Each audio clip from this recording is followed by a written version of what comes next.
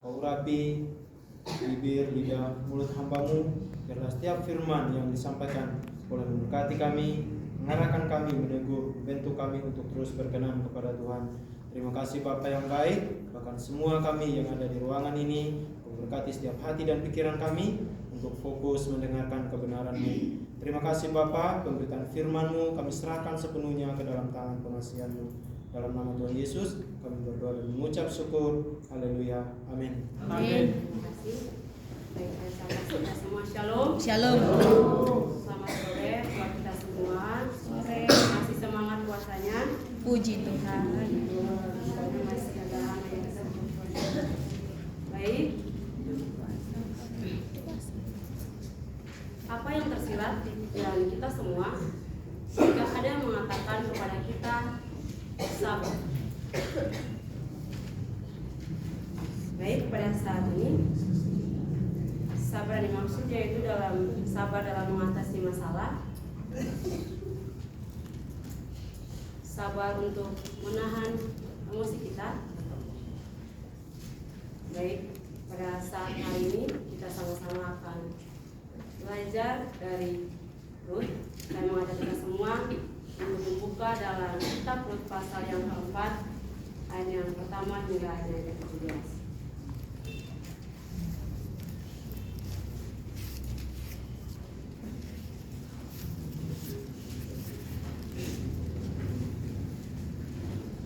Baik, kita kalau sudah mendapatkannya katakan amin. Amin. Baik, kita akan membacakannya secara silih berganti. Ayat yang pertama akan dibacakan oleh laki-laki, ayat yang kedua akan dibacakan oleh perempuan. Setelah saya membacakan yang diberikan oleh lembaga Alkitab.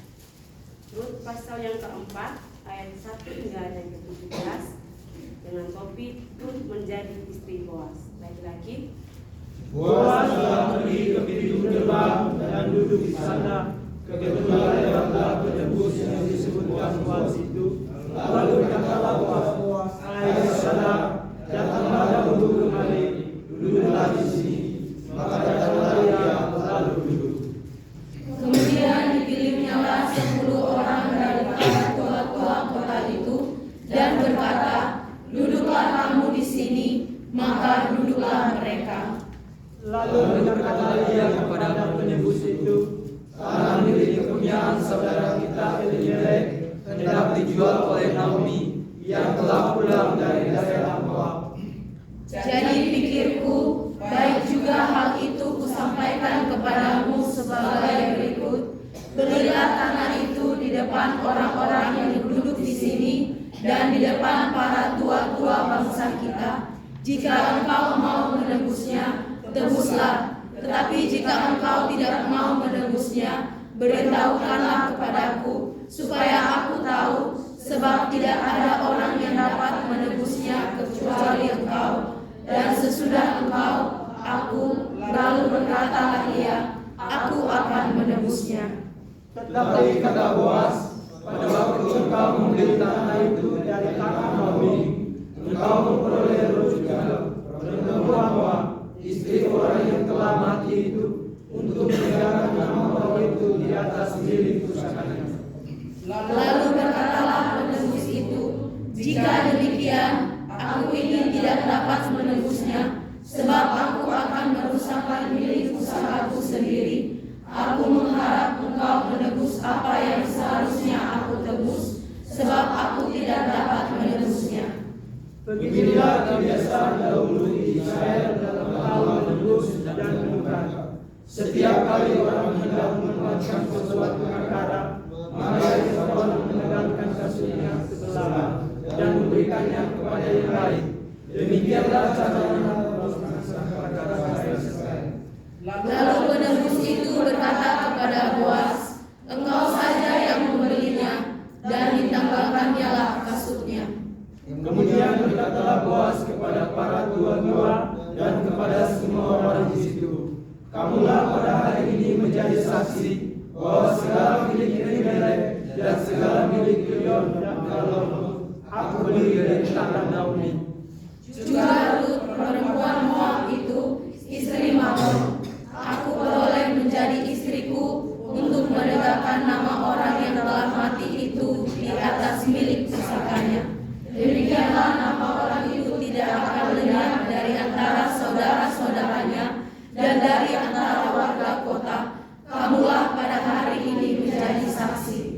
dan seluruh orang banyak yang hadir di pintu gerbang, dan para tua-tua berkata, kamilah menjadi saksi, Tuhan kiranya membuat perempuan yang akan masuk ke rumahmu itu sama seperti Rahel dan Lea, yang keduanya telah membangunkan umat Israel. Biarlah engkau menjadi mampu di Efrata, dan biarlah namamu termasyhur di Bethlehem.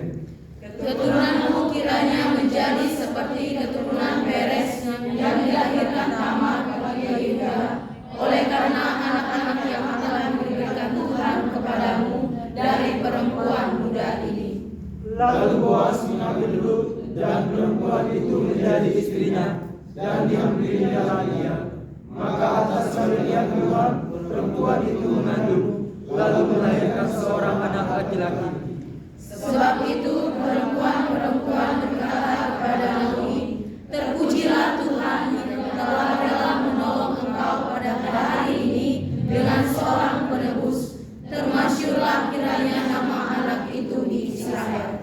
Dan dialah yang akan mencegahkan jiwamu dan memelihara engkau dari waktu rambutmu telah putih, sebab menantumu yang mengasihi engkau telah melahirkannya, perempuan yang lebih berharga bagimu dari 7 anak laki-laki.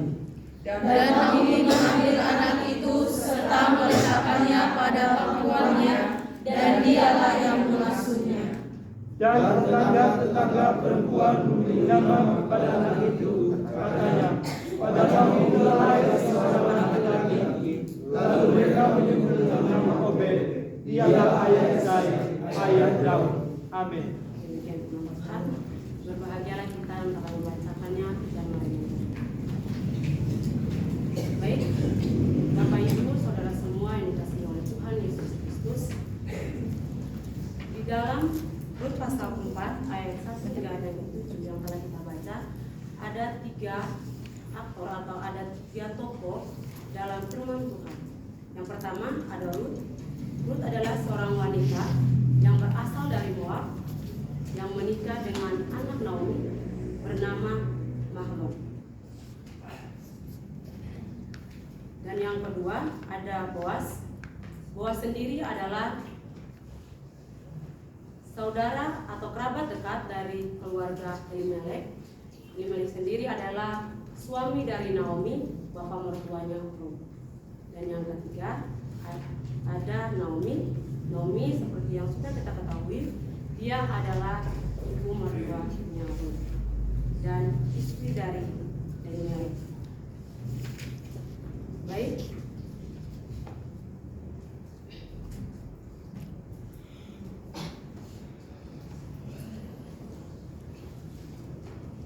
Dari pembacaan firman Tuhan yang telah kita baca, saya mengambil sebuah tema yang akan kita renungkan pada saat ini, yaitu kesabaran yang membuahkan kebahagiaan.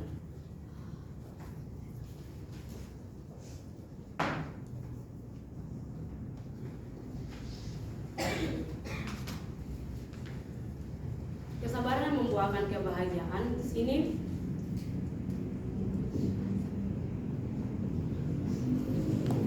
kita belajar dari Rut. Rut adalah seorang perempuan yang kita ketahui dia seorang perempuan dari Moab. Dia dalam kehidupannya dia sangat sabar, di mana sebelum dia bersama Naomi ibunya pergi meninggalkan Moab, mereka ditimpa masalah, yaitu suami mereka meninggal, ayah mertuanya Rut dan suami serta adiknya beliau. Baik. Setelah itu si Naomi dan Rut berangkat dari Moab ke Bethlehem. Mereka ke sana dan kembali ke tempat Naomi. Di sana mereka melanjutkan hidup. Dengan kesabarannya, Naomi dan Rut melanjutkan kehidupan mereka di sana. Baik. Poin yang saya ambil untuk kita renungkan bersama pada saat sore hari ini, yang pertama adalah setia menyembah Allah. Dapat kita baca dalam Rut pasalnya yang pertama ayat yang ke-16. Saya akan membacakan untuk kita semua. Rut pasal 1 ayat yang ke-16. Tetapi kata Rut, janganlah desak aku meninggalkan engkau dan pulang dengan tidak mengikuti engkau. Sebab kemana engkau pergi, ke situ jugalah aku pergi, dan di mana engkau bermalam, di situ jugalah aku bermalam. Bangsamulah bangsaku, dan Allahmulah Allahku. Baik Bapak Ibu yang dikasihi oleh Tuhan Yesus Kristus, seperti yang kita ketahui, Rut berasal dari Moab, di mana Moab ini kepercayaan mereka tidak sama seperti kepercayaannya Naomi. Jadi Bapak Ibu, sebelum si Rut ini nikah sama Mahlon, kepercayaan dia berbeda dengan kepercayaannya Mahlon. Jadi dalam istilah mereka menikah dengan berbeda keyakinan.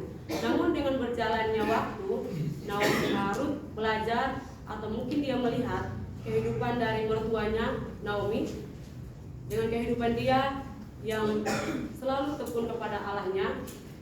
Si Rut ini pun mulai dengan kebiasaan atau dia mulai terbiasa dengan kehidupannya mertuanya, dan dia mulai menyembah kepada Allahnya Naomi.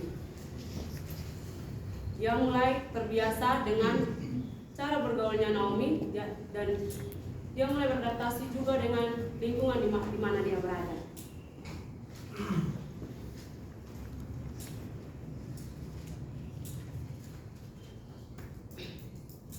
Dan di ayat ke-16 bisa dikatakan, Allahmulah Allahku.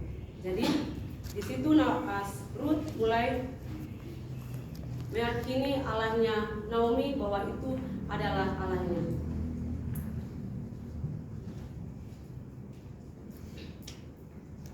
Jadi Bapak Ibu semua yang dikasihi oleh Tuhan Yesus Kristus, apapun kita punya teman, kita beda keyakinan atau apapun, tapi jika kita bisa mengikuti mereka, kita di sini sudah belajar tentang penginjilan. Jika ada orang-orang tertentu yang bisa kita tarik masuk ke dalam agama kita, tapi jangan pernah memaksa mereka untuk mengikuti kita. Tapi dengan cara kita bergaul kepada mereka, dengan cara kita memperlakukan mereka bisa tertarik dengan mengikuti Allah kita. Baik, poin yang kedua yaitu sabar menunggu waktu Tuhan. Dapat kita baca pada ayat yang keempat, Rut pasal 4 ayat 13 hingga ayat yang ke-14.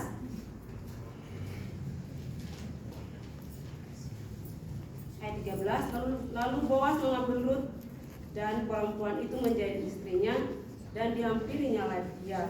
Maka atas karunia Tuhan perempuan itu mengandung, lalu melahirkan seorang anak laki-laki.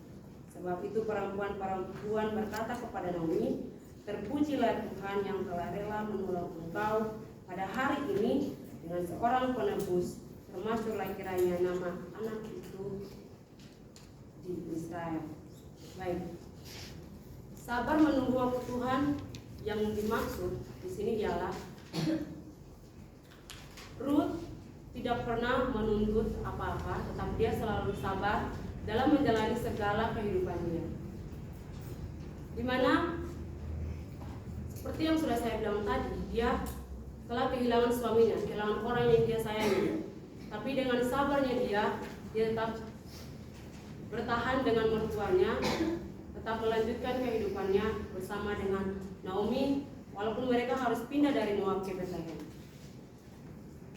Dan si Naomi ini dia sabar dalam segala. Dimana seorang perempuan yang sudah berstatus janda, dia kalau pergi ke tempat orang lain atau tempat baru yang dia belum pernah pergi, tidak menutup kemungkinan dia akan diganggu oleh masyarakat di sana, khususnya untuk laki-laki. Karena dia memiliki paras yang cantik, dan dia juga bisa dibilang masih sendiri, walaupun dia sudah pernah menikah, tapi dia sudah menjanda. Dia sudah janda. Ya. Jadi terus kesabaran Naomi ini sambil menunggu waktunya, kesabaran Ruth sambil menunggu waktunya Tuhan, dia mengisi dengan bekerja. Di mana dia bekerja di ladangnya Boaz untuk memenuhi kebutuhan dia dan Naomi.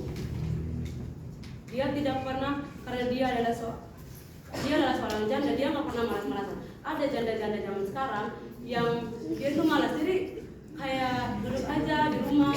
Ada janda-janda seperti itu. Tetapi beda sama Ruth. Ruth ini dia janda yang bisa bekerja dan bisa memenuhi kebutuhan dia sendiri. Dia tidak bergantung kepada mertuanya Naomi. Walaupun dia sudah kehilangan suami, tetapi dia bangkit dari keterpurukan dia dengan bekerja untuk bertahan hidup dia bersama dengan mertuanya Naomi. Jadi kita semua khususnya untuk perempuan-perempuan, jika masih sendiri, untuk teman-teman mahasiswa jangan terburu-buru. Semua ada waktunya untuk mendapatkan pasangan. Amin. Jadi jangan terburu-buru, tetap fokus sama tujuan kita berada di sini. Baik.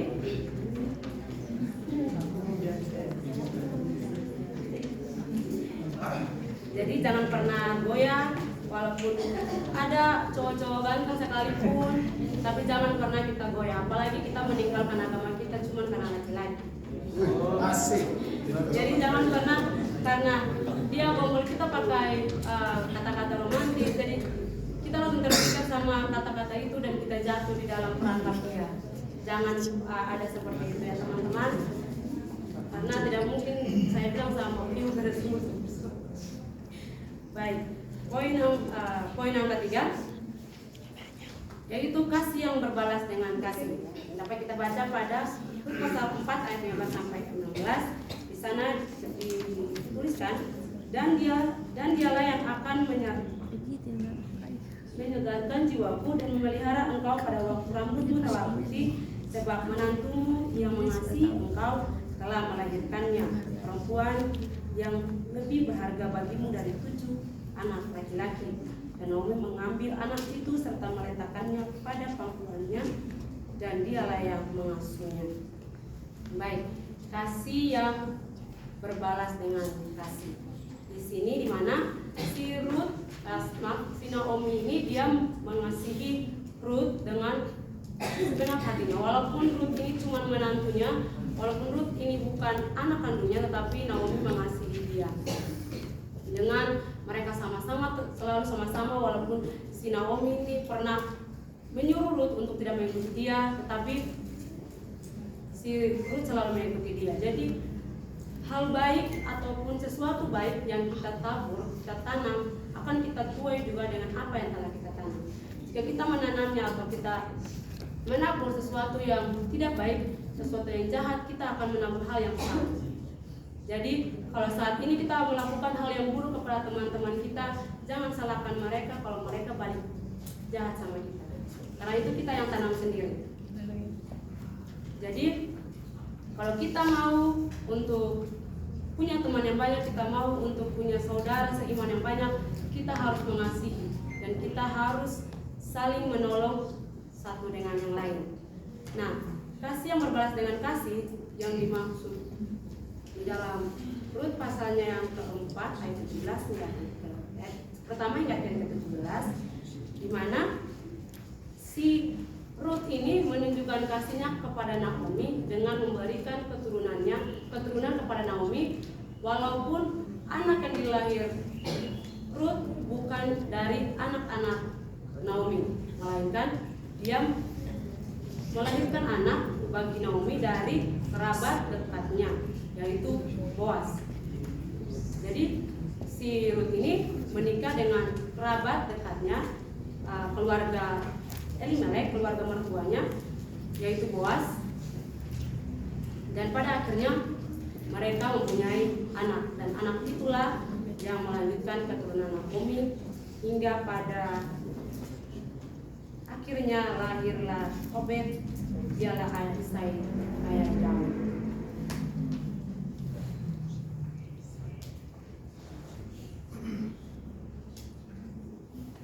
Baik. Jadi di sini Naomi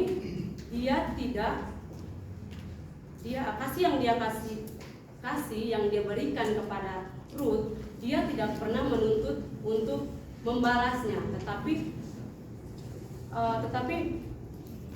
Ruth sendiri yang punya inisiatif untuk memberikan atau balas kasih kepada Naomi dan memberikan keturunan kepada Naomi. Jadi kita sebagai kita semua, kita jangan pernah memberikan kasih kepada orang, dan kita jangan pernah mengharapkan mereka melakukan hal yang sama kepada kita. Karena jika kita terlalu berharap untuk hal yang sama mereka lakukan kepada kita, maka kita sendiri akan sakit hati. Karena dimana kita memberikan kasih, terus mereka tidak membalasnya, kita pasti akan bilang kita sudah berbuat baik, tapi kenapa kebaikan yang kita buat mereka tidak membalasnya? Tapi percayalah, ada orang lain yang sudah Tuhan siapkan untuk membalas semua kebaikan kita, semua kasih kita yang kita berikan kepada teman-teman kita, ataupun siapapun itu, bukan saudara seiman kita, tapi siapapun itu, ada orang-orang agama seberang mungkin, mereka akan membalas kasih. Karena kerja Tuhan, rencana Tuhan itu kita tidak ada yang tahu.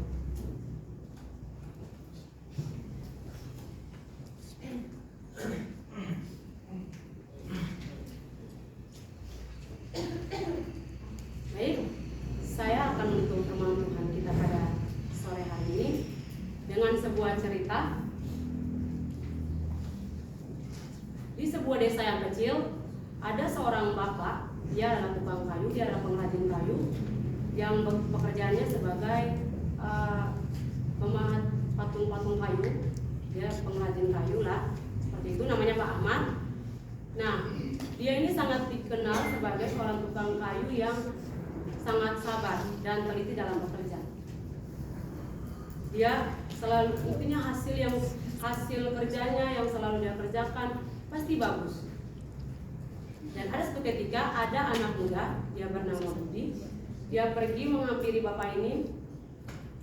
Dia meminta kepada bapak ini untuk mengajarkan dia cara untuk membuat patung yang indah, cara membuat patung seperti yang dibuat Pak Ahmad ini. Dan Pak Ahmad dengan senang hatinya, Pak Ahmad menerima si Budi ini untuk menjadi muridnya. Jadi Pak Ahmad mau untuk mengajar Budi. Namun Budi ini anak muda yang tidak sabar, maksudnya dia tidak punya sabar. Jadi dia maunya itu, dia kerja langsung hasilnya bagus, dia tidak mau ada langkah-langkahnya. Tapi Pak Budi bilang sama dia bahwa jika mau punya hasil yang bagus, dia harus melalui tahap dan latihan. Jangan terburu-buru. Tetapi si Budi ini selalu bilang sama Pak Ahmad, Pak, saya mau hasil yang saya dapat itu bagus, cepat. Saya tidak mau lama. Namun dengan sabarnya Pak Budi ini selalu menuntun Pak Ahmad ini selalu menuntun Budi yang anaknya tidak sabaran ini. Dan pada akhirnya si Budi ini menghasilkan sebuah karya yang bagus, yang patungnya mulus, halus, tidak bercacat patungnya, intinya sempurna patungnya itu. Dan dari situ Budi sadar bahwa sesuatu yang indah, jika ingin kita menghasilkan sesuatu yang indah, kita harus sabar dan kita harus fokus. Jadi pelajaran yang kita ambil dari Budi dan Pak Ahmad ini yaitu dari kisah mereka kita belajar bahwa kesabaran adalah aset yang paling berharga dalam sebuah karya. Dengan kesabaran kita dapat mencapai tujuan dan kita juga bisa menciptakan sebuah karya yang indah. Dan dari kesabaran juga kita bisa membangun hubungan yang baik, hubungan yang erat antara satu dengan yang lain.